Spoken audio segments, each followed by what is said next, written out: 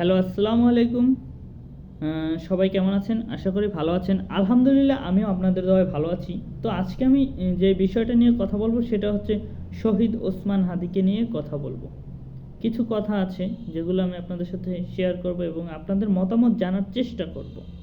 যে আমার দিক থেকে আমার কথাগুলো আমি বলবো, আপনার দিক থেকে আপনার মতামতটাকে সেটাই জানার চেষ্টা করব। সেটা জেনে বিশ্লেষণ করব। আমার আরও কয়েকটা ভিডিও এই চ্যানেলেই দেওয়া হবে। সব কিছু বিশ্লেষণ করে আমি টোটালি একটা আর কি নিউজ আর কি আমি কী করব, টোটাল একটা কমপ্লিট প্যাক, যেমন সব কিছু বিশ্লেষণ করে কি দাঁড়িয়েছে শেষ পর্যায়ে, সেটা আমি আপনাদের সামনে তুলে ধরার চেষ্টা করব। সে কারণে আমি শর্ট করে এক একটা দেশের বর্তমান পরিস্থিতি নিয়ে এক একটা ভিডিও দিচ্ছি। আর সেখান থেকে আমি কমেন্টগুলো কালেক্ট করে কমেন্টগুলো পড়ে দেখতে চাচ্ছি যে আসলে জনমানুষের কি মতামত, জনগণের কি মতামত, আর আমার যে ভিউয়ার্সরা আছে তাদের কি মতামত, সেটা আমি জানতে চাচ্ছি। দেখেন, এমন অনেক মানুষ আছে যারা যে কোনো একটা দলকে পছন্দ করে, কিন্তু রাজনীতির এরকম একটা খারাপ খেলার মধ্যে তারা যেতে চায় না। রাজনীতি আসলে সুন্দর নেই। আসলে বাংলাদেশের রাজনীতির অবস্থা খুবই খারাপ। সে কারণে কিছু লোক তারা শুধু অনলাইনেই রাজনীতি করে। এখন বলতে পারেন অনলাইনে রাজনীতি করে কিভাবে? হ্যাঁ, অনলাইনে রাজনীতি করার যায়। সেটা কেমন?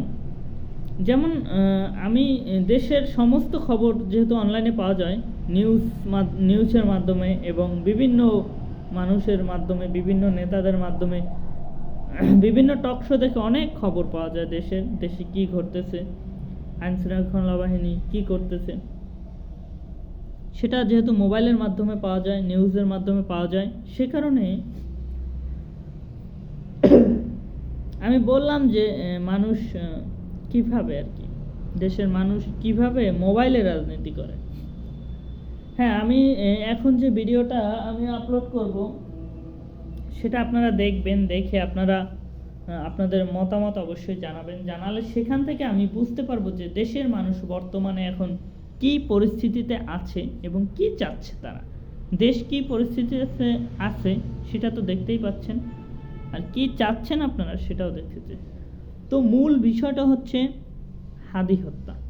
হ্যাঁ, হাদি ও শহীদ ওসমান হাদিকে হত্যা করা হয়েছে সেই কবে, কিন্তু এখন পর্যন্ত কোনো গণমাধ্যম, অথবা আসলে এটা গণমাধ্যম তখনই জানতে পারবে যখন কোনো একটা আমাদের আইন শৃঙ্খলা বাহিনীর কোনো একটা শাখা, সেটা হতে পারে পুলিশ, সেটা হতে পারে সেনাবাহিনী, সেটা বিভিন্ন যেখান থেকে, অথবা যৌথভাবে তারা আমাদেরকে মিডিয়া ডেকে যখন বলবে যে হ্যাঁ এইভাবে হয়েছে, অথবা এই ঘটনা ঘটেছে, খুনি এভাবে ঘটনাটি ঘটিয়েছে এবং সে বর্তমানে এই লোকেশনে আছে, সেটা যদি ধরা সম্ভব হয় সেটাও বলবে, সেটা যদি ধরা সম্ভব না হয় সেটাও বলবে, সেটা যদি সে যদি দেশের বাইরে পালিয়ে যায় সেটা বলবে,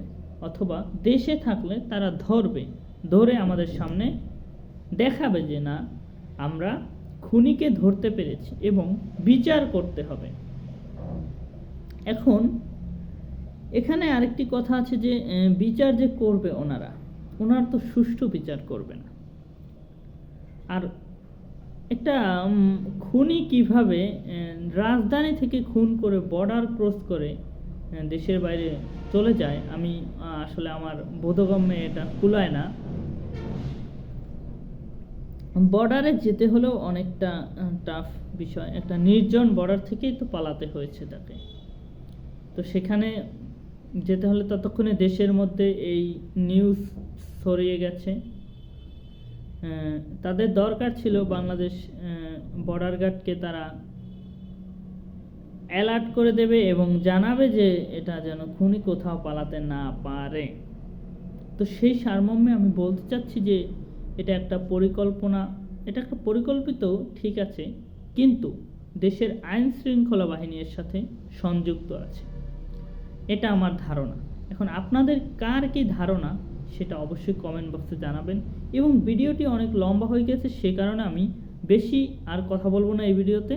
পরবর্তী ভিডিওতে আমি বলবো আইনশৃঙ্খলা বাহিনীর অবহেলা কোথা থেকে করেছে, কেন করেছে, কী কারণে করেছে সেটা জানিয়ে দেওয়ার চেষ্টা করব। আমার কাছে কিছু তথ্য আছে, সেগুলো তুলে ধরার চেষ্টা করব। ভিডিও কন্টিনিউ করবেন এবং কমেন্ট বক্সে জানাবেন আপনাদের মতামত। ধন্যবাদ।